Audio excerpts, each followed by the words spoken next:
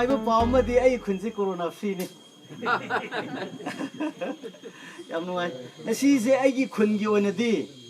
खोइदी नुआइबा अदि historic ओइबा moment अमा खगने करिगिनो हारगा आइगी खुनसिदा free medical camp हाइबजा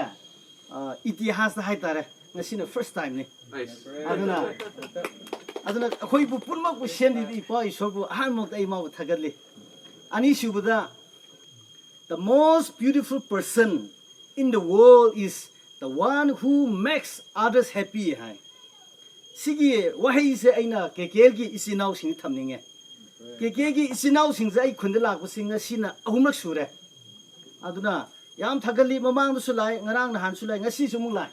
yam nuai thagali aina hainingi sakata ba mamang da leiri ba thabak pareng sida mongol oibiu makha tarapda ngasigi khunsi gi damak da khanbire haraga aram arapadi leiba isa isa gi profession de leiba khoi gi doctor isinau sing ai khungi sigi tarapte gi ngam khai leidan noiba thagali ai khunsida noini yengmuda ugni hanubi hanuba haibase laiba isinau sing su yengmuda noi ubu phangoi masi ai khoi gi khunna khalle masi karigino ai khonsida hanubi amasu hanuba haibase leitaba haibase karigino hadana koina tongan ba hiram kaya da koina madu leina bai damak da koi thabak su kya sto ka ai khonsida hanuba saisu pairaga mayam leibse ai pami ai khonsida hanubi saisu paiba mayam pame adubu leite kai mosno ai ga fi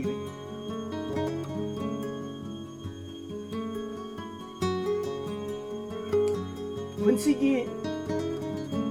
अहनसिंग हक्चंग फनबा खुनसि नुंसांबा हाइबसे आई पामे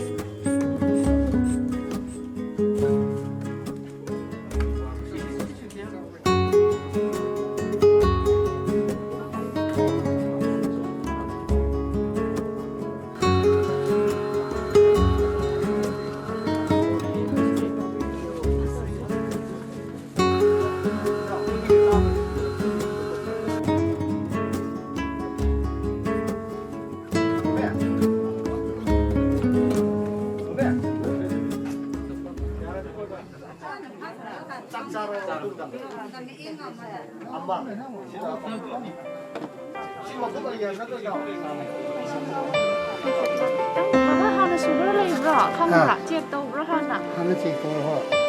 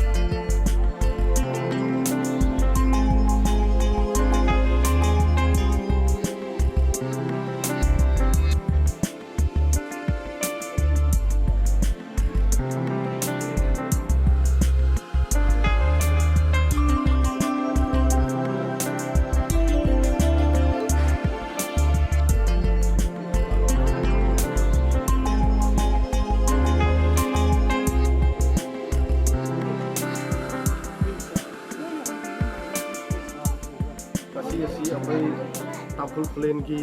कोई कुन की खुलापा निथौ याम्बा कसुंग डेनिशन गा लोइनना कोई कोविड-19 ना मरम मोरगा अवाब मयाम अमा लेबसिना मरम मोरगा कोई कुल की जासिंग असि कोई मरुवेन सेनियर सिटीजन सिंग द फोकस तौ जरागा कोई मेडिकल केम अमा सिनबियु हाइना कुनगी खुलापना ताकपिदपना मतुंगिना कोई केकेल गा कुसमदरगा रिम्स की डॉक्टर खरगा अमदी अखोगी थौबाल की एमओ अमगा तौरगा पुन्ना डॉक्टर तरे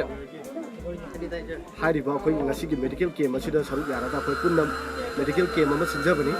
अदो ngasi की मेडिकल केम असि मरुओइना अखोई कोविड 19 ना मरम ओरगा कुनगी गुजासिंग असिना मपान दा थोगा लेयिंग बुगी खुदुंग चादबो फंगदबा असि येंगुरगा अखोइना कांगलै पाकन बुलुकना ngasi अखोइना हारिबा मेडिकल असि केम असि अखोइ माइ पाकना जुजि चथरी अदो ngasi अखोइना येंग असि बि चौराकना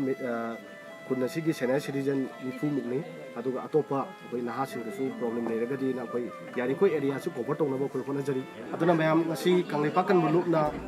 चिंग्या तमया चतुना अखोइना ngasi पिजरिबा मेसेज असि लेबाक मयामना सपोर्ट तोबियु अमदी अखोइ येलहुमी सिगसि नुसिनदबा यादे यूनाइट तौदबा यादे हाइबगी theme अमगी मखादा Uniting the indigenous people of Kanglaipak haiba theme asigi makhada ngasi akoi Kanglaipak kan mulukna leptana sangchili amadi makha lakaduriba